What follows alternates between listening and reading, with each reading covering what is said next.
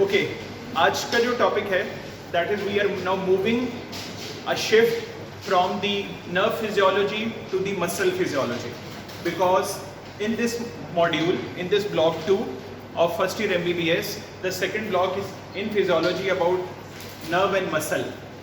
So we have done quite a good deal with nerve physiology.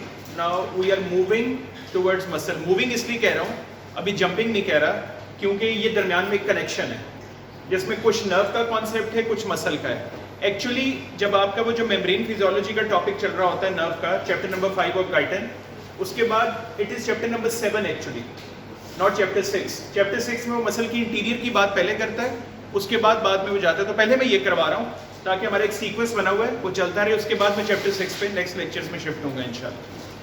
ये topic आपको पहले से आता है, इसकी गुड न्यूज़ ये है, तो इसमें मेरी ज़्यादा मेहनत नहीं लगनी है. हाँ, जो नई बातें हैं वो मैंने आपसे करनी है, जो कुछ नया नॉलेज है वो आपसे शेयर करना है, नया कॉन्सेप्ट है वो आपने बनाना है. This part, the first one which I have drawn in black, this is the axon ending. The next one which I have drawn in the red, that is the muscle cell. Which muscle cell we are talking about? Skeletal muscle cell. हाँ, ये important है. अगर आपने neuron और muscle का connection बताना है तो आपको मसल स्पेसिफाई करना पड़ेगा. Either you are talking about skeletal muscle और स्मूथ मसल और कार्डियक मसल.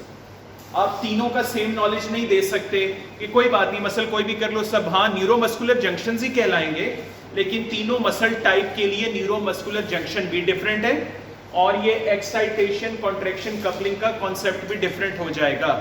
अच्छा, मैं आपको इजी कर देता हूं. अगर if there is a question asking from you people, write down the detail mechanism of excitation, contraction, coupling, that's it.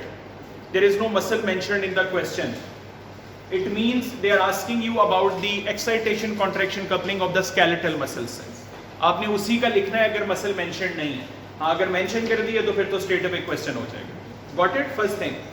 अच्छा, before diving into this knowledge of all this neuromuscular junction, excitation, contraction, coupling, excitation, contraction, muscle cell will be excited first, then will contract. ये sequence ऐसे ही रहता है हमेशा human being में. पहले हमेशा क्या होती है? एक्साइटेशन होती है, फिर कॉन्ट्रैक्शन होती है. ये बात समझ लो. यहां पे एक मसल को कॉन्ट्रैक्ट करने के लिए नर्वस एक्साइटेशन मैंडेटरी है. मैं इस बात को एक और तरीके से बताता हूं. आप में से किसी ने स्ट्रोक का पेशेंट देखा हो? फालिज जिसको आम जबान में बोलते हैं. खुदा ना खास्ता हो सकता है किसी के घर में या रिलेटिव्स में वहां देखा हो. हॉस्पिटल साइड में तो कॉमन है, देखा होगा मेडिसिन के वार्ड में पेशेंट एडमिट होते हैं. स्ट्रोक के पेशेंट में उसकी जो प्रेजेंटिंग कंप्लेन्स क्या होती हैं, उसकी कंप्लेन क्या होती है? उसकी half side of the body is paralysed और paralysis, like not fully paralysed, तो कुछ ना कुछ तो पैरालाइज्ड होती है. उसका राइट हैंड या राइट लेग या राइट आर्म, लेफ्ट आर्म या लेफ्ट लेग ये रिएक्ट नहीं कर रहे होते. डॉक्टर उनको आके कमांड दे रहे होते हैं, अपना हाथ उठाएं. बेड पे ऐसे पड़ा होता है, हाथ उठाएं. वो जोर लगा रहा होता है डेलिबरेटली, जो साइड इफेक्ट होती है, लेकिन वो साइड ऊपर नहीं आ रही होती है. क्या वो हाथ के मसल का इशू है? क्या जो उसकी लेफ्ट लेग मूव नहीं कर रही, क्या उसके थाई के जो मसल्स हैं, उसके नीचे लेग के जो मसल्स हैं, उसके फुट के जो मसल्स हैं, क्या वो मसल्स का इशू है? बाहर तो ऐसा लगता है. शायद फर्स्ट टाइम किसी ने ऐसा मरीज देखा होगा तो कहोगे मसल्स ही नहीं रिएक्ट कर रहे, लेकिन actually muscles are almost 100% fine. The problem is the connection is disturbed. The excitation part is missing now. वो जो ऊपर से मैसेज लेकर आ रहा था न्यूरॉन, वो न्यूरॉन ही डैमेज है. मैसेज जनरेट ही नहीं हो रहा है. वो सुन रहा है, उसको कमांड आपकी समझ भी आ रही है, तो उस कमांड की वजह से वो normal side of the half जो है वो मूव भी कर सकता है. लेकिन उस कमांड को लेने के बावजूद जो अदर साइड है, जो कि एक्चुअली हम इस वक्त महसूस भी नहीं कर सकते, मतलब हमें लगे यार ये कैसे हो सकता है एक बंदे को कमांड दे रहे और वो मूव भी नहीं कर पा रहा. मैं आपको इसकी छोटी सी, हम सब ने फील किया हुआ है, इसकी छोटी सी टाइमलाइन हमने फील की हुई है. हम सबका कभी ना कभी हाथ या पाँव या टांग सो जाती है, इसको हम कॉन्सेप्ट में कहते हैं, नमनेस बोलते हैं उसको हम मेडिकल की लैंग्वेज में. वो हम सब ने फील किया एंड वी एग्जैक्टली नो कि एट दैट वेरी मोमेंट हम उसको ना फील कर सकते हैं ना हम उसको मूव कर सकते हैं। वो जब तक वो लगता है 1 मिनट लगता है, 30 सेकंड 50 सेकंड लगते हैं उसको दोबारा, जिसको कहते हैं कि कॉन्शियसनेस और मसल रीगेन होने में, उसके बाद एकदम हमें लगता है कोई प्रॉब्लम ही नहीं है। तो बिल्कुल ऐसे ही वो फालिश का बंदा भी महसूस कर रहा होता है, लेकिन वो बेचारा हर वक्त यही फील कर रहा होता है, उसकी बॉडी वो हाफ साइड नहीं मूव करेगी। प्रॉब्लम मसल में नहीं है, प्रॉब्लम न्यूरॉन में। न्यूरॉन इंपल्स नहीं लेकर आ रही, उसकी हम रीजन डिस्कस बाद में करेंगे, ये समझाने के लिए। ओके, नेक्स्ट इंपॉर्टेंट पार्ट, ये वही कॉन्सेप्ट है, मैं एरो ड्रॉ करके बता रहा हूं। ये नर्व इंपल्स आ रही है। अगर मैं आपको कहूं कि एक न्यूरॉन से नर्व इंपल्स आ रही है, these channels are voltage gated sodium channels. ये वही चैनल्स हैं जो हमने एक्शन पोटेंशियल में पढ़ रखे हैं, activation gate, inactivation gate, all that concept. ये मैंने यहां पे क्यों बनाए और लेबल क्यों किए शो करने के लिए, क्योंकि जो एक्सॉन की एंडिंग से पहले ये जो बेटे बन रहा है ना पार्ट यहां से ऑनवर्ड, ये एक्सॉन की एंडिंग आ रही है। एक्सॉन की एंडिंग से पहले जो उसकी एक न्यूरॉन ही है ना, न्यूरॉन की सेल मेम्ब्रेन है, उस पे चैनल कौन से रहेंगे? Voltage gated sodium end voltage gated potassium channel. वो जो डीपोलराइजेशन में वोल्टेज गेटेड सोडियम इन्वॉल्व है, रीपोलराइजेशन में वोल्टेज गेटेड पोटेशियम, और तीसरे सोडियम पोटेशियम एटीपीएस पंप, यहां तक वही है। लेकिन अगर एक्सॉन की एंडिंग आ गई है ना, यहां पे चीजें चेंज हो गई हैं। The first change which is there is no sodium gated or potassium or voltage gated sodium or voltage gated potassium channel. Now there are no sodium or potassium channel at the axon ending. उसको किसने यहां पे replace कर लिया है? voltage gated calcium channels. And let me tell you, मैं अभी muscle की बात नहीं कर रहा हूं, मैं अभी न्यूरॉन की एंडिंग की ही बात कर रहा हूं। अभी मैंने मसल के अंदर मसल सेल की बात नहीं शुरू की। तो मुझे बताओ, फर्स्ट चेंज एक न्यूरोमस्कुलर जंक्शन पे क्या आई है कि जो न्यूरल पार्ट है न्यूरोमस्कुलर जंक्शन का, उसकी एंडिंग के ऊपर सोडियम और पोटेशियम चैनल को किसने रिप्लेस कर लिया है? Voltage gated calcium channel. अच्छा प्लीज ये वर्ड लिखते हुए और बोलते हुए ना वोल्टेज गेटेड जरूर साथ बोल दें। वो एक फ्रीक्वेंसी में आप सोडियम पोटेशियम चैनल लिख भी दोगे, लेकिन वोल्टेज गेटेड का साथ वर्ड जरूर ऐड कर दो, क्योंकि यहाँ पे एक चेंज आने वाली है, इस वोल्टेज गेटेड वर्ड में चेंज आने वाली है। ओके, अब यहां पे मैं कुछ आपको एक नॉलेज दे देता हूं, एक नई चीज दे देता हूं। ये आपको क्या नजर आ रहा है? Neurotransmitter vesicles. ये कहां पे होते हैं? एक्सॉन की एंडिंग में।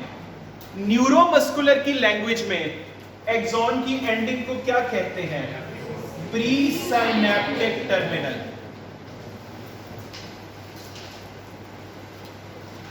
मेरा आपसे क्वेश्चन है, the nature of presynaptic terminal is, what is it? It's a neuron. Presynaptic terminal is neuron. मैं आपको क्लियर इसलिए बोल रहा हूं ये बातें, ये ऑल्टरनेटिव यूज हो सकती है।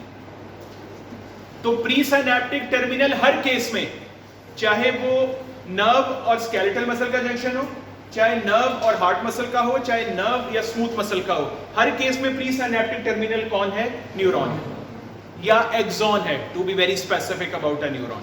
ओके, अब इस प्री साइनेप्टिक टर्मिनल पे न्यूरोट्रांसमीटर वेसिकल, अच्छा इनका मैं आपको ना जरा आपको मैं समझाता हूं कि नंबर्स के केस में जब एक दफा नर्व इंपल्स आती है ना, गौर से देखना है, एक दफा नर्व इंपल्स आती है तो यहां पे 300,000 न्यूरोट्रांसमीटर वेसिकल्स एक्टिव हो जाते हैं। 3 लाख एक नर्व इंपल्स के आने से। अगली बात सुनो, एक वेसिकल के अंदर कितने न्यूरोट्रांसमीटर मॉलिक्यूल होते हैं? Almost 10,000 neurotransmitter molecules in single vesicle. ये नंबर्स की गेम में आपको इसलिए समझा रहा हूं, I am just telling you about the importance कि कितना न्यूरोट्रांसमीटर चाहिए होता है। और ये सारी कैलकुलेशन किसके साथ है? एक एक्शन पोटेंशियल के साथ। एंड जस्ट इमेजिन कि एक एक्शन पोटेंशियल से तो बात नहीं चलती, there are many needed for a single voluntary activity. तो उस केस में सोचो कि कितने ज्यादा चाहिए हों। इसीलिए वो जो मैंने आपको वही वाला कॉन्सेप्ट है कि रात सोने जो नींद का कॉन्सेप्ट है वो इस नंबर ऑफ न्यूरोट्रांसमीटर्स और न्यूरोट्रांसमीटर वेसिकल्स के लिए बहुत क्रूशियल, बहुत क्रिटिकल है। इसीलिए आप जब भी मेडिकल लाइफ में पढ़ोगे, हर एज ग्रुप के लिए एक स्लीप की आवर्स डिटरमिन्ड है। किसी एज ग्रुप में ये नहीं कहते कि अच्छा अब ये ऐसा एज ग्रुप है कि इसमें कोई बात नहीं, इसमें ना भी सो तो चलेगा, जितना मर्जी स्लीप और ड्यूरेशन चेंज कर लो चलेगा, कभी ये नहीं कहते। हमेशा एक मेडिकल फ्रेटर्निटी के लोग ये बात जानते हैं कि हर एज ग्रुप के साथ एक स्लीप पास डिटरमिन्ड है इस फैक्टर की वजह से। अच्छा, न्यूरोमस्कुलर केस में ये जो न्यूरोट्रांसमीटर है ये फिक्स्ड है। ये कौन है जिसके 10,000 मॉलिक्यूल्स हैं? एसिटाइलकोलिन, इसमें डाउट नहीं रखना। न्यूरोमस्कुलर जंक्शन के केस में the neurotransmitter is always acetylcholine. और ये भी सुन लो मेरी बात, कोई भी न्यूरोमस्कुलर जंक्शन, चाहे वो स्केलेटल का हो, स्मूथ का हो या कार्डियक का हो, तीनों केस में प्री साइनेप्टिक टर्मिनल में न्यूरोट्रांसमीटर का नाम क्या है? एसिटाइलकोलिन। अब आप अगर मुझसे पूछो कि सर कोई ऐसा केस भी है जिसमें एसिटाइलकोलिन के अलावा और हो सकते हैं? हाँ हैं केसेस, लेकिन वो न्यूरोमस्कुलर नहीं है। वो दो न्यूरॉन्स के दरमियान जो जंक्शंस होंगे, दो न्यूरॉन्स के दरमियान भी तो साइनेप्स होता है कि नहीं, वहां पे एसिटाइलकोलिन हो भी सकता है, नहीं भी हो सकता। हमारे ब्रेन के अंदर ऐसे मिलियन ऑफ जंक्शंस हैं, स्पाइनल कॉर्ड में काम कर रहे हैं, सेंट्रल नर्वस सिस्टम के अंदर कहीं भी, fore brain, mid brain, hind brain, तो वहां पे जो है वहां पे जरूरी नहीं है एसिटाइलकोलिन होगा, शायद डोपामीन होगा, शायद सेरोटोनिन होगा, कोई भी होगा, लेकिन न्यूरोमस्कुलर में हमेशा कौन मिलेगा आपको? एसिटाइलकोलिन। इसका एक और भी एमसीक्यू है, the neurotransmitter of peripheral nervous system is acetylcholine, क्योंकि पेरिफेरल नर्वस सिस्टम का जो पार्ट है जो हम पढ़ रहे हैं इस वक्त, कि जिसमें न्यूरॉन ने मसल को सप्लाई करना है आगे। ओके, अब मैं इससे आगे नेक्स्ट स्टेप पे चलता हूं। अब आपने यहाँ गौर से जरा एक बात देखनी है, देखो बोर्ड पे फोकस करो। What happens when action potential reaches the presynaptic terminal? What happens? The first thing which happens, ये जो मैंने छोटे से यहाँ स्ट्रक्चर बनाए हुए हैं, इनको कहते हैं डेंस बार्स। ये कुछ नई बातें, ये आपको पहले से नहीं पता। इन स्ट्रक्चर्स को क्या कहते हैं? Dense bar. मेरी तरफ देखो, मेरी तरफ देखो। Dense bar are the small proteins located along the presynaptic membrane. पहली बात, ये क्या है? प्रोटीन्स है। ये कहां पे लोकेटेड है? प्री साइनेप्टिक में, लेकिन हर जगह पे नहीं है। ये उन लोकेशन पे लोकेटेड है जहां पे बिल्कुल साथ कौन पड़े हुए हैं? Voltage gated calcium channels. बात समझ आ रही मैं आपको क्या बता रहा हूं? डेंस, अगर मैं आपसे ऐसे कह देता हूं कि आपने माइक्रोस्कोप के नीचे एक न्यूरोमस्कुलर जंक्शन को फोकस किया, अगर मैं आपसे कहूं यार मुझे प्री साइनेप्टिक में जरा कैल्शियम चैनल ढूंढ के बताना कहां है, तो आप पहले किसको ढूंढोगे? डेंस बार। जब आप डेंस बार को लोकेट कर लोगे, और ये जो डायग्राम है ना जो मैंने आपके सामने बनाई है, ये एक्चुअली इलेक्ट्रॉन माइक्रोस्कोपिक डायग्राम है। ये वहां से पिक्चर आई है सारी, ये हाइपोथेटिकल डायग्राम नहीं है। ये इलेक्ट्रॉन माइक्रोस्कोप के नीचे एक्चुअल में देखी गई है, फिर उसको आर्टिस्टिकली ड्रॉ किया गया समझाने के लिए। तो जाहिर है वहां पे डेंस बार नजर आएंगी। तो डेंस बार के साथ बिल्कुल कौन पड़े हुए हैं? Calcium channel. इसकी इंपॉर्टेंस क्या है? जब कभी एक्शन पोटेंशियल आता है तो सबसे पहले यहां पे डेंस बार एक्टिवेटेड होती है, और डेंस बार के एक्टिवेट होने से कौन ओपन हो जाते हैं नीचे? कैल्शियम। मुझे बताओ कैल्शियम कहां से कहां आएगा? एरो ड्रॉ करवाओ। अंदर से बाहर या बाहर से अंदर? बाहर से अंदर। क्यों? Extra cellular fluid, intra cellular fluid, ये सेल ही है, ये भी सेल है, तो ये एक्स्ट्रा सेल्यूलर है दरमियान में, ये जो जगह आ रही है, तो यहां से फिर कैल्शियम आयन बाहर से अंदर एंटर होता है। अब कैल्शियम आयन के अंदर आने से क्या होता है, ये गौर से देखना है। कैल्शियम आयन के अंदर आने से क्या होता है? मुझे एक बात बताओ कि यहाँ पे वैसे क्या स्ट्रक्चर पड़ा होगा एक्सॉन में? ये न्यूरोट्रांसमीटर वेसिकल किसके ऊपर लगे होंगे? कि माइक्रोट्यूब्यूल का जिक्र अभी लास्ट लेक्चर में आया था, किसी पार्ट से रिलेटेड। क्या पार्ट था वो? Movement. The anterograde and retrograde movement, ये वही वाले माइक्रोट्यूब्यूल हैं जो एक्सॉन की लेंथ से पहुंचते हुए यहाँ पे भी आ रहे हैं। आपको पता है ये जो न्यूरोट्रांसमीटर वेसिकल हैं, ये इन माइक्रोट्यूब्यूल से अटैच्ड होते हैं। या मैं अगर आपको ऐसे बोलूं ना, बुक में ऐसे लिखा नहीं हुआ, सिर्फ समझाने के लिए बोल रहा हूं, मेरी तरफ देखो। जब तक ये न्यूरोट्रांसमीटर वेसिकल माइक्रोट्यूब्यूल से अटैच है ना, तब तक न्यूरोट्रांसमीटर यहां रिलीज नहीं हो सकता, क्योंकि इनको किसने पकड़ा हुआ है? माइक्रोट्यूब्यूल ने पकड़ा हुआ, अटैच्ड। मैं आपको फिर बता रहा हूं, ऐसे बुक में लिखा नहीं हुआ है, आपको समझाने के लिए मैं बोल रहा हूं। कोई अटैचमेंट ऐसी नहीं होती है कि लाइक उन्होंने बड़ा हार्ड अटैच किया, बस उस पर लगे हुए। तो मुझे बताओ कि कैल्शियम के अंदर आने से पहला काम क्या होना चाहिए? कि न्यूरोट्रांसमीटर वेसिकल्स को माइक्रोट्यूब्यूल से डिटैच हो जाना चाहिए। यहां पे एक प्रोटीन इंपॉर्टेंट होती है, उसका नाम है साइनेप्सिन। साइनेप्स है उसका नाम, साइनेप्सिन। जो कैल्शियम एंटर होता है इस साइनेप्सिन को एक्टिवेट करता है, और साइनेप्सिस क्या करती है, it releases the neurotransmitter vesicle from the microtubule. ये एक नई चीज आई है, मुझे पता है पहले नॉलेज में नहीं थी, लेकिन मैं आपको बता रहा हूं। अब मेरे साथ साथ बोलो, इधर देखो। Nerve impulse reaches the axon terminal और pre synaptic terminal. What happens next thing, then स्पास are activated. Next is voltage gated calcium channels open. Next, calcium enter from the synaptic space into the presynaptic terminal. It activates a protein there called synapsin.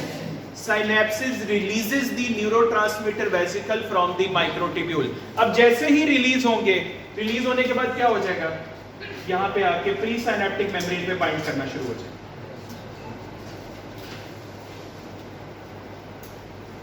तो इसका मतलब है ये important knowledge हुआ कि अगर calcium नहीं आएगा तो न्यूरोट्रांसमीटर रिलीज नहीं होने वाले। हालांकि पढ़े हुए हैं, बिल्कुल एंडिंग पे पढ़े हुए, लेकिन रिलीज नहीं हो सकते। और कैल्शियम की एंट्री कब होगी, जब नर्व इंपल्स आएगी। और ये सारी चीजें स्ट्रोक के पेशेंट में नहीं हो रही। स्ट्रोक के पेशेंट में वो पहला स्टिमुलस नहीं आ रहा है, ये सब स्टॉप हुआ। ये सब फंक्शनली बिल्कुल ठीक है, उसके खराब नहीं है न्यूरोट्रांसमीटर वेसिकल, ना उसके साइनेप्सिन में प्रॉब्लम है, ना उसके वोल्टेज गेटेड कैल्शियम चैनल का इशू है, लेकिन बस इंपल्स नहीं आ रही तो नथिंग विल हैपन। अब अगली बात गौर से सुनो, इस न्यूरोट्रांसमीटर वेसिकल के अंदर एक ऑर्गेनेली होती है, उसका नाम आपने सुन रखा है,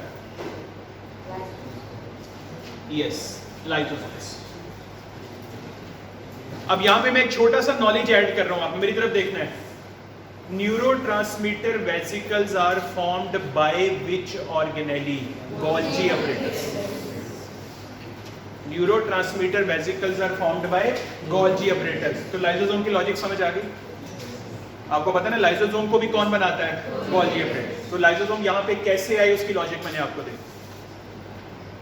अब यहाँ पे लाइसोसोम क्या करेगा? लाइसोजाइम रिलीज करेगा, और लाइसोजाइम रिलीज होने से जो प्री साइनेप्टिक मेम्ब्रेन है ये डिसॉल्व हो जाएगी, और इसके डिसॉल्व होने से बाहर निकल के सिर्फ कौन आएगा? एसिटाइलकोलिन।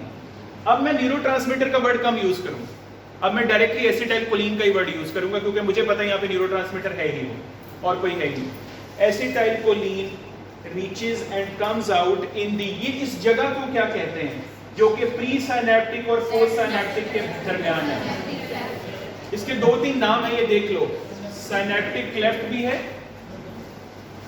साइनेप्टिक स्पेस भी है, साइनेप्टिक गटर भी कहते हैं इसको, साइनेप्टिक नॉब भी कहते हैं।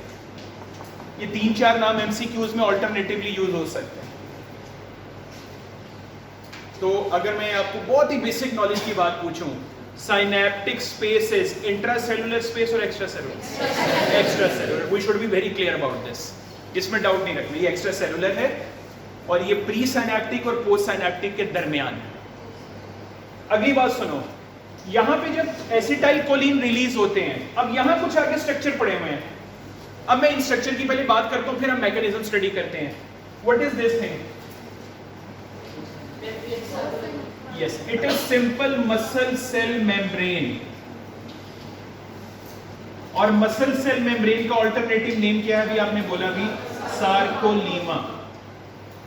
यहां पे हम ये वर्ड यूज करते हैं, सार्कोलीमा। अब सार्कोलीमा के अंदर ये देखो, ये कॉन्टिन्यूस आ रही थी, ये क्या हो गया अंदर? यहां पे कुछ इनको कहते हैं neural क्लेफ्ट्स। Invagination of the sarcolemma, small invagination, are called as neural clefts. अच्छा, इसका नाम थोड़ा सा डॉजी है ये किसके अंदर? सार्कोलीमा मसल के अंदर, लेकिन नाम इनका क्या है? न्यूरल क्लेफ्ट्स, इसलिए कह रहा हूं डॉजी नेम। अच्छा, एक इसमें से देखो तो एक बहुत डीप इनसाइड तक जा रहा है, बाकी सारे इतने डीप नहीं है। एक बहुत है जो बहुत डीप इनसाइड जा रहा है, this structure is called as T tubule. इस स्ट्रक्चर को क्या कहते हैं? T tubule. तो अगर मैं आपसे पूछूं what is common in neural cleft and T tubule?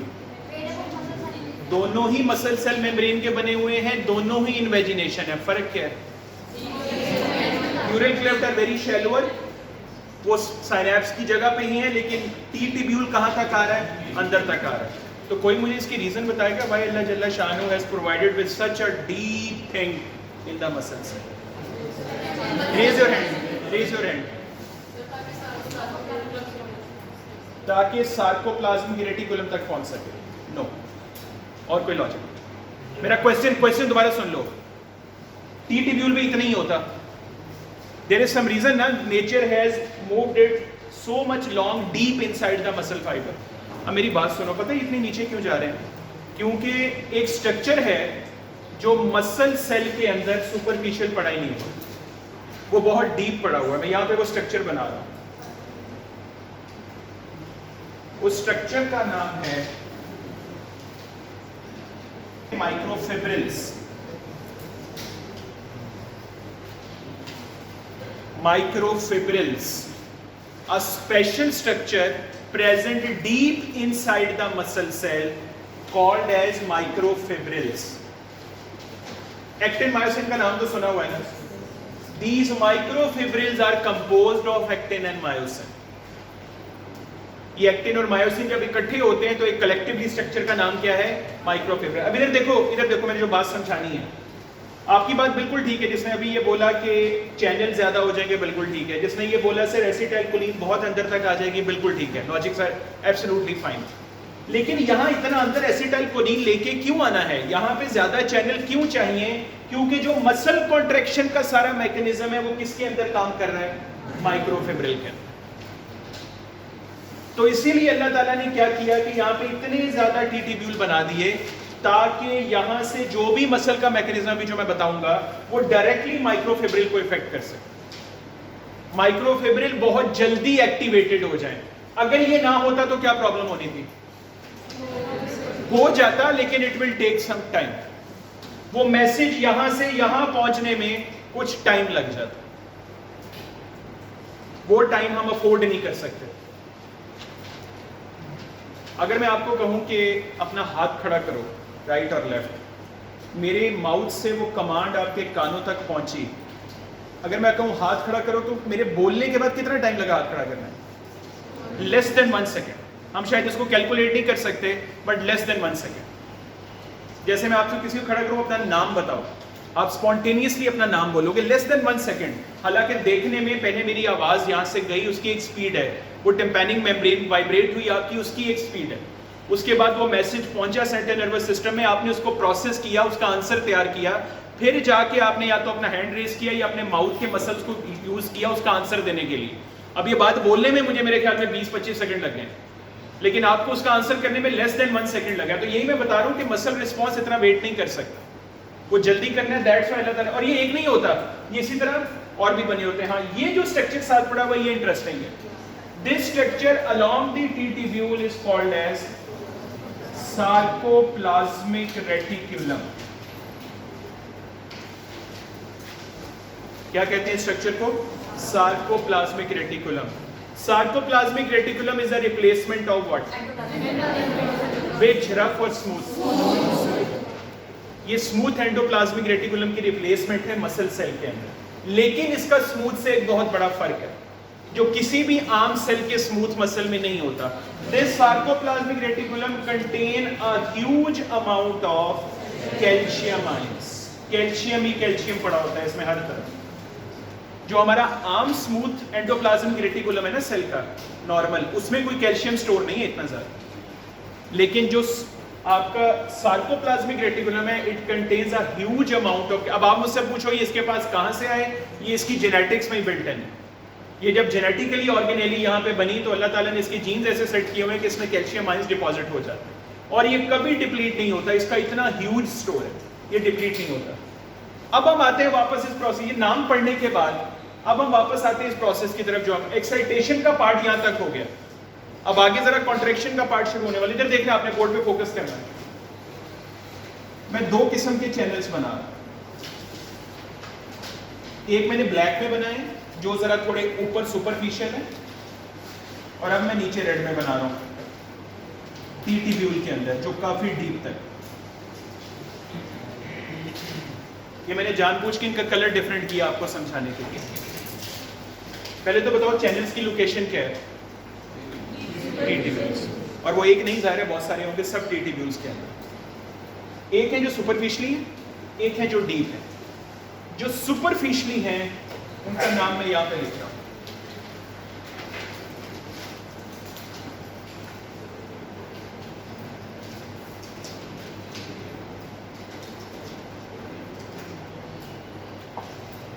क्या नाम है जी? जो सुपरफिशियल है, लाइगेंड गेटेड चैनल्स। और जो डीप हैं इनका नाम है वोल्टेज गेटेड सोडियम चैनल। दोनों चैनल हैं, दोनों से आइन नहीं गुजरना है, but the trigger is different. The voltage gated will only open when there is change in voltage, some stimulus changing the voltage. The ligand gated will only open when there is some ligand to bind it. इसका नाम आपकी book में पता क्या लिखा हुआ है ligand gated का? इसका लिखा हुआ है, लाइगेंड का वर्ड इसने खत्म कर दिया है, एसिटाइल कोलिन गेटेड।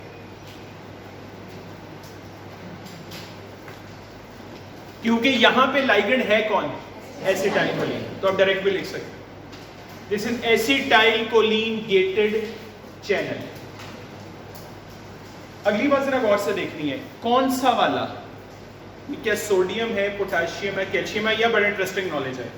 एक्चुअली ये जो चैनल है ना, ये किसी भी पॉजिटिवली चार्ज लाइन को क्रॉस करने देगा, किसी भी। इस चैनल की नेचर क्या है, गौर से समझो। चैनल की नेचर क्या है कि ये कैटाइन है, कैटाइन चैनल है। और कैटाइन क्या होते हैं? Positively charge.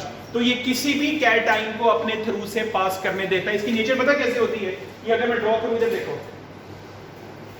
एच शेप में समझा देता हूं, जल्दी समझ आ जाएगा।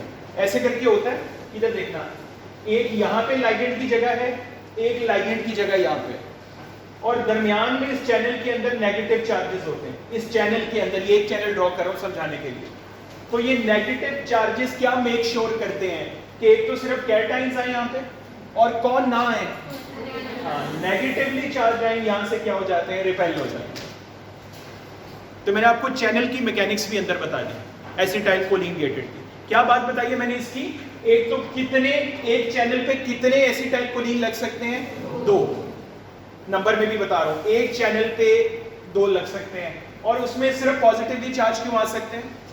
क्योंकि this channel inside is lined by negative charges. अब अगला इंपॉर्टेंट क्वेश्चन है, तो कौन से वाले पॉजिटिव बाहर से अंदर आ सकते हैं? मुझे बताओ, एक्स्ट्रा सेलुलर में कौन से पॉजिटिव ज्यादा है? Calcium and sodium. Intra cellular में कौन ज्यादा है? पोटेशियम। इसका मतलब है कि अगर मैं इसमें ड्रॉ करूं और जब ये ओपन हो, जरा गौर से देखना, अगर ये ओपन है तो एक एरो ऐसे भी जा सकता है, 2 एरो ऐसे अंदर की तरफ भी आ सकते हैं। अब मैं बताता हूं एक्चुअल में होता क्या। ये नॉलेज वाइज में क्लियर कर रहा हूं, आपको वाईवे में कोई पकड़ ना ले इस बात पे कि अच्छा ये अगर पॉजिटिव आते हैं तो कैल्शियम भी इधर आ जाएगा, सोडियम भी इधर आ जाएगा, पोटेशियम बाहर भी चला जाएगा। अब गौर से सुनो, ये है सेल, इसका रेस्टिंग मेम्ब्रेन पोटेंशियल है मसल सेल का -80 टू -90 मिलीवोल्ट्स। न्यूरॉन का कितना था? -70। इसका कितना है? -80 टू -90।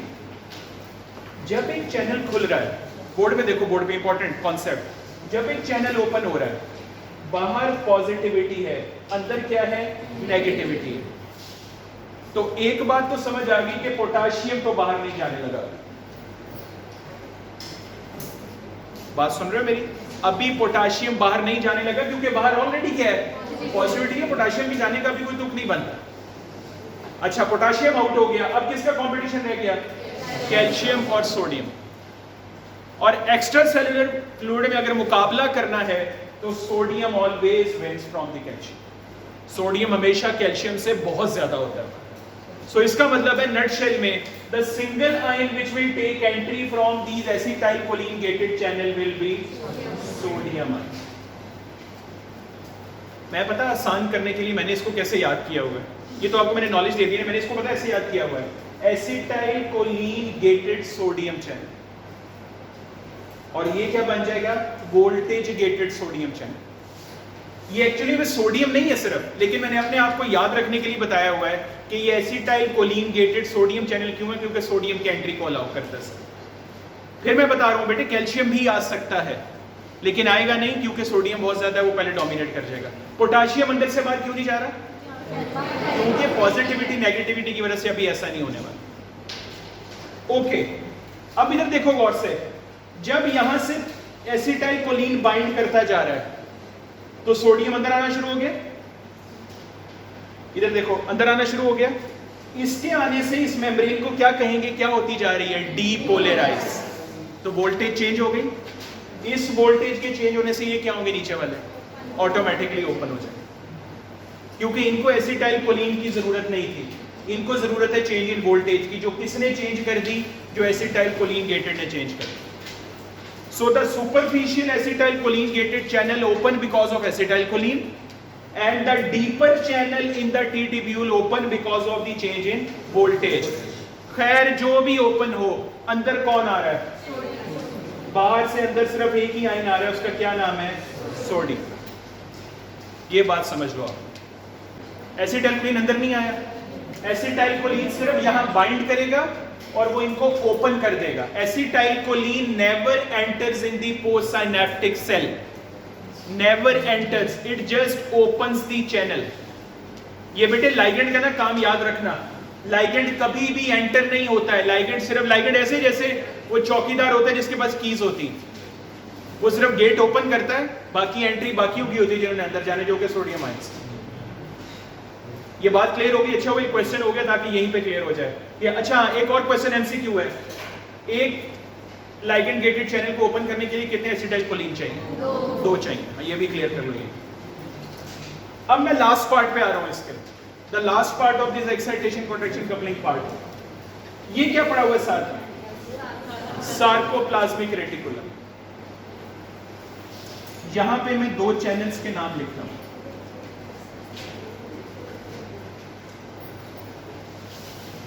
इसको मैं जरा ना डार्क कर देता हूं ताकि दूर से नजर आए। ये भी शायद कोई नई बात होगी आपके लिए, शायद कुछ को पता हो, मुझे नहीं पता इस बात का। देख लेते हैं। जब सोडियम अंदर एंटर हो जाता है तो अंदर एंटर होते ही एक वो चैनल है या रिसेप्टर बोल लो जो टी ट्यूब्यूल की साइड पे, और एक वो रिसेप्टर है जो किसके साथ जुड़ा हुआ है? सार्कोप्लाज्मिक रेटिकुलम के साथ। वो रिसेप्टर जो टी ट्यूब्यूल के साथ है, इसका नाम है डाईहाइड्रोपाइरिडीन receptor.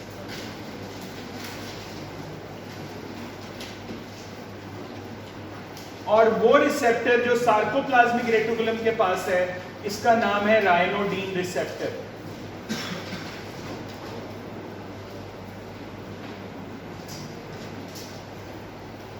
Revise with me the names of receptors.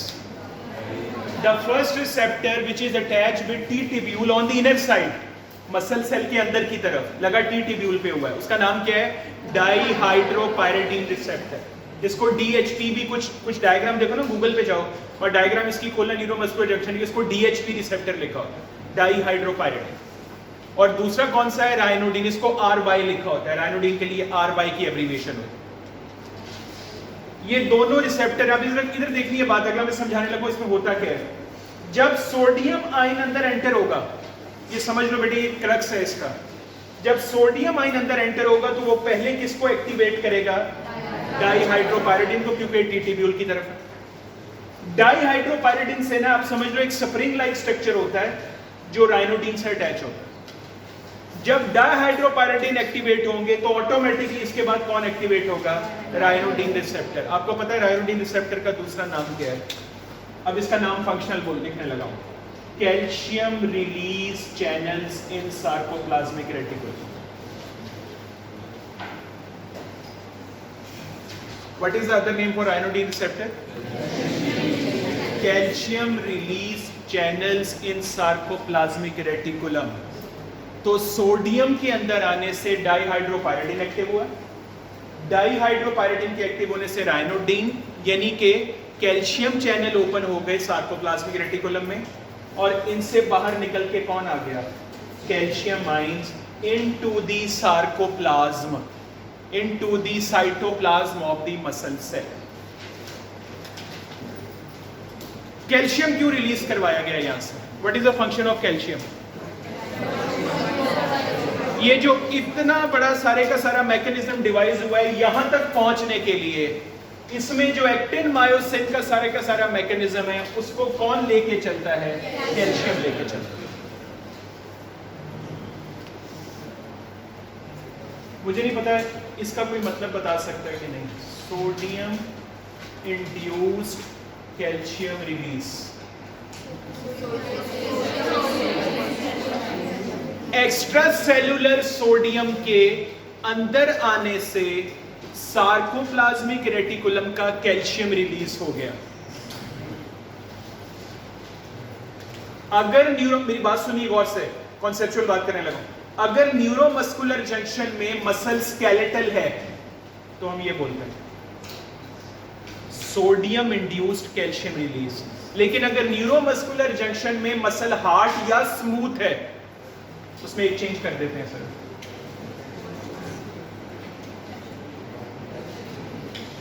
Calcium induced calcium release मतलब उसमें एक्स्ट्रा सेलुलर फ्लूइड से भी कैल्शियम ही आएगा और अंदर सार्कोप्लाज्मिक रेटिकुलम से भी कैल्शियम ही रिलीज होने वाला है। लेकिन रिलीज का ट्रिगरिंग मैकेनिज्म फर्क है। अभी मैं उसकी डिटेल में नहीं जा रहा, मैं यहां पे सिर्फ इतना ही बता रहा हूं समझाने के लिए। तो इसका मतलब है स्केलेटल मसल एक डिफरेंट हो गया, बाकी दोनों सेम है। स्केलेटल मसल डिफरेंट क्या ले रहा है? ये अपने अंदर का कैल्शियम रिलीज कर रहा है बाहर के सोडियम की वजह से। मैं जरा बोल रहा हूं, पता नहीं आपने नोट करना, मैं गलत बोल रहा हूं कि सही बोल रहा हूं। Action potential reaches the presynaptic terminal, dense bars are activated, voltage gated calcium channel open, calcium enters from the ECF into the ICF or from the synaptic cleft into the presynaptic terminal. It activates a protein called synapsin. Synapsis releases the already formed neurotransmitter vesicles from the microtubules. Neurotransmitter vesicle then migrate and attach to the presynaptic membrane. The lysosomes of the neurotransmitter molecules release lysozyme, which breaks the presynaptic membrane. Neurotransmitter vesicle remain behind in the presynaptic terminal. The neurotransmitter or acetylcholine is released into the synaptic gutter or synaptic nerve. It moves across, reaches the postsynaptic membrane, binds to its receptor on the ligand-gated channels. It opens them. 2 acetylcholine opens one channel, and through that sodium enters.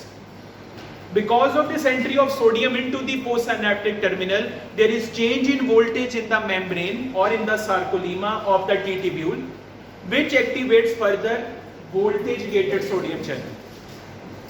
So more sodium, पहले थोड़ा सा आया था, now more sodium enters into the intracellular fluid or into the sarcoplasm. When a sodium enters into the inside of a muscle cell, the first thing it encounters is the dihydropyridine receptor, just with the T-tubule. Entry of sodium activates DHPs, and the activation of DHPs activates the ryanodine receptor, which are also known as calcium release channel. Through facilitated diffusion, calcium comes out from the sarcoplasmic reticulum into the sarcoplasm. इससे आगे जो है ना, जो contraction का mechanism actually है, वो इससे नेक्स्ट क्वेश्चन होगा। ये अक्सर बच्चों को डाउट होता है, जब वो एक क्वेश्चन लिखना शुरू करते हैं तो उन्हें समझ नहीं आती एंड कहां तक करना है इसका। तो आपने कैल्शियम की रिलीज या एट द मोस्ट आप ये बता दो कि जो कैल्शियम रिलीज हुआ है ये ट्रोपोनिन से बाइंड करता है, बस। इससे यहां पे रोक लो इसको, इससे आगे ना लेके जाओ, क्योंकि इससे आगे ये बहुत एक्सपेंसिव है। तो 20 मार्क्स का क्वेश्चन बन जाएगा, 5 मार्क्स के लिए इतना ही बहुत। So calcium binds to troponin, hence the contraction takes place. यहाँ पे आपकी लाइन खत्म हो जाएगी। इस कैल्शियम का क्या बनता है जब कॉन्ट्रैक्शन हो चुकी होती है? This calcium is reuptaken by the same sarcoplasmic reticulum by another special channel known as this.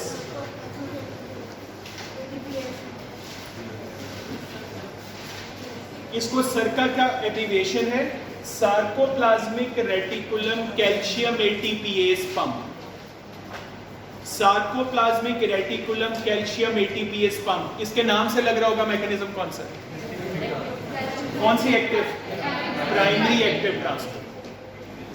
क्योंकि देखो समझो, कैल्शियम जितना मर्जी रिलीज हो गया, स्टिल सार्कोप्लाज्मिक के अंदर कैल्शियम ज्यादा है, तो इसलिए जब वापस जाएगा तो from low concentration to high concentration, with the help of ATPase.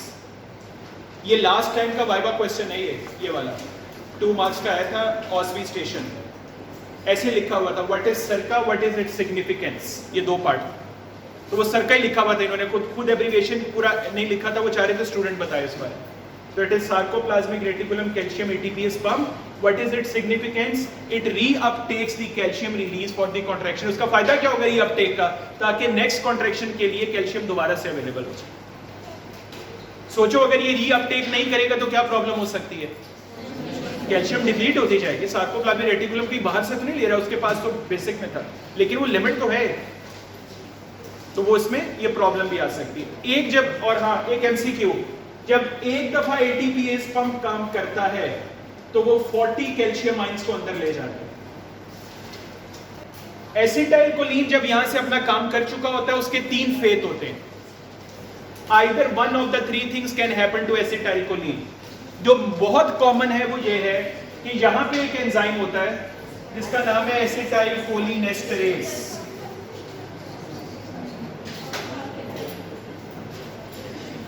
एसिटाइलकोलिनेस्टरेज, इसके नाम से क्या लग रहा है, it breaks down the already, जो एसिटाइलकोलिन वहां पे काम कर चुका है उसको, नए आने वाले को नहीं। ये भी समझ लो, फौरन नहीं होता कि जैसे ही आया उसने एसिटाइलकोलिन, पहले वो काम कर लेता है, उसके बाद आपको पता है टाइम कितना लगता है इसमें कितना टाइम होता है कि एसिटाइलकोलिन ने बाइंड किया और वहां से तोड़ दिया। The half life of acetylcholine is 2 to 4 seconds। Half life एक फार्माकोलॉजी में शायद आपने टर्म पढ़ रखी हो, कि जिसमें आप ये चेक करते हैं एक ड्रग कितनी देर के लिए ब्लड में रहती है, तो उसको हाफ लाइफ कहते हैं। हाफ का मतलब होता है half the concentration is reduced, वो बाकी भी हाफ रिड्यूस हो जाएगी लेकिन हाफ, तो इसकी कितनी लाइफ है, सिर्फ 2 to 4 सेकंड। इससे ज्यादा एसिटाइलकोलिन वहां पे नहीं रुक सकती, और यही वो टाइम है जो कौन लेता है, एसिटाइलकोलिनेस्टरेज लेता है एक्टिवेट होने में, जब एसिटाइलकोलिन आ जाए। तो एसिटाइलकोलिन आया, बाइंड किया, अपना काम कर लिया, और अब किसने तोड़ दिया इसको, एसिटाइलकोलिनेस्टरेज ने। लेकिन ये सारी एसिटाइलकोलिन नहीं तोड़ पाता, कुछ ऐसे। अब ये हो गया पहला fate, destruction by the acetylcholinesterase. Second fate is reuptaken by presynaptic terminal.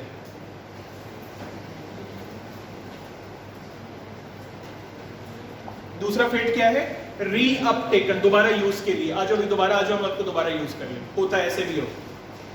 And the third and the least जो होता है बेटे, ये एक्स्ट्रा सेलुलर स्पेस है सारी, तो देयर आर चांसेस कि एसिटाइलकोलिन क्या हो जाती है, डिफ्यूज आउट। थोड़ी सी कुछ एसिटाइलकोलिन को क्या कहते हैं, diffuse out in the ECF, इधर उधर निकल जाते हैं, क्योंकि राइट लेफ्ट बाउंड्री कोई नहीं है बेटे। सिनैप्टिक लेफ्ट के अंदर बाउंड्री कोई नहीं है, राइट लेफ्ट ये ओपन होता है, आयंस यहाँ से राइट लेफ्ट बिल्कुल आ जा सकते हैं, तो एसिटाइलकोलिन भी डिफ्यूज आउट हो जाए। तो मुझे बताओ, what are the good question, what are the 3 fates of acetylcholine. Number 1 destruction after its fate, का मतलब है एंड क्या होगा। Number 1 destruction by acetylcholinesterase, number 2 reuptaken by presynaptic terminal, number 3 diffuse out. अगर एसिटाइलकोलिन का टाइम यहां पे बढ़ाना है, कैसे बढ़ा सकते, इस एंजाइम को इनहिबिट। लेकिन इस एंजाइम को इनहिबिट करने के बावजूद ये दोनों काम फिर भी चलते रहेंगे, रीअपटेक फिर भी होता रहेगा क्योंकि ये एंजाइम के अंडर नहीं है, और डिफ्यूज आउट फिर भी होता रहेगा। लेकिन इनका ना जो परसेंटेज बहुत कम है, ज्यादा परसेंटेज किसकी है, इसकी। क्या आप जिस तरह मैंने आपको अभी कुछ देर पहले बोला तरतीब के साथ, उसको लिख सकते हो, क्या इन स्ट्रक्चर को ड्रॉ कर सकते हो जैसे ड्रॉ हुआ है। प्लीज अगर ये क्वेश्चन आए तो इन स्ट्रक्चर को ड्रॉ करना है, और इसका एंड करना है कैल्शियम को ट्रोपोनिन के साथ बाइंड करने पे, क्योंकि अभी जब मैं अगले लेक्चर लूंगा तो उसमें मैं कैल्शियम ट्रोपोनिन की बाइंडिंग से आगे जाऊंगा, तो आप लोगों को नॉलेज वाइज तो कनेक्शन बन जाएगा, लेकिन लिखते हुए आप कहीं इससे आगे नहीं चले जाना प्लीज, वो अनवांटेड है, वो आपका टाइम वेस्ट करेगा। अपने टाइम को भी तो, अपने टाइम डोमेन भी तो देखनी होती है, इस टाइम के अंदर ये सवाल भी पूरे करने हैं, तो इसीलिए इसको यहां तक रोक लेना। इसमें कुछ नई चीजें आज क्या पता लगी, डेंस बार नया था, वो आपको पहले नहीं पता, साइनेप्सिन नया था, कि वो जो न्यूरोट्रांसमीटर वेसिकल माइक्रोट्यूब्यूल के साथ अटैच्ड होते हैं, वो नया नॉलेज था। लाइसोजाइम शायद जो रिलीज करता है, डिस्ट्रॉय करता है, ये नया था। उसके बाद जब नीचे गए, टी ट्यूब्यूल का स्ट्रक्चर एक अलहदा से क्यों है न्यूरल क्लेफ्ट के साथ, ये बात नहीं थी। और वो क्यों नीचे तक लेके गए हैं? क्योंकि माइक्रोफिब्रिल का स्ट्रक्चर पड़ा है जिसमें माइक्रोफिलामेंट्स हैं, एक्टिन मायोसिन। अब देखो ना, अगर यहां तक सोडियम अंदर जाएगा तो कैल्शियम रिलीज होते ही यहां पे काम शुरू कर देगा। कैल्शियम का ये डिस्टेंस कवर हो गया सारा जो उसने कवर करना था नीचे आने, वो वहीं तक पहुंच जाएगा। और उसके बाद नई बात क्या पता लगी कि जो पोस्ट सिनैप्टिक मेम्ब्रेन है उसमें 2 किस्म के चैनल लगे हैं। जो सुपरफिशियल साइड पे है वो गेटेड है, लाइगेंड गेटेड है, और नीचे वाले वोल्टेज गेटेड है। एक चैनल के ऊपर 2 एसिटाइल कोलिन लगते हैं तो वो चैनल ओपन होता है और वो सोडियम आयन की एंट्री को स्मूथ आउट करता है। उसकी वजह से वोल्टेज चेंज आती है और फिर नीचे वाले वोल्टेज, मतलब वोल्टेज गेटेड बाद में खुले, पहले कौन से खुले? Ligand gated. ये एक नई बात है। और उसके बाद हर टी ट्यूब्यूल के साथ सार्कोप्लाज्मिक रेटिकुलम, हर टी ट्यूब्यूल के साथ सार्कोप्लाज्मिक रेटिकुलम पड़ा। और इसमें नई बात क्या पता लगी कि डायहाइड्रोपायरिडीन रिसेप्टर एंड रायनोडिन रिसेप्टर। डायहाइड्रोपायरिडीन किसकी तरफ है? टी ट्यूब्यूल की तरफ। और दूसरे किसके साथ है? सार्कोप्लाज्मिक रेटिकुलम के साथ। और रायनोडिन रिसेप्टर का दूसरा नाम क्या है? Calcium release channel. और सरका stand for sarcoplasmic reticulum calcium ATPase 5। Thank you very much.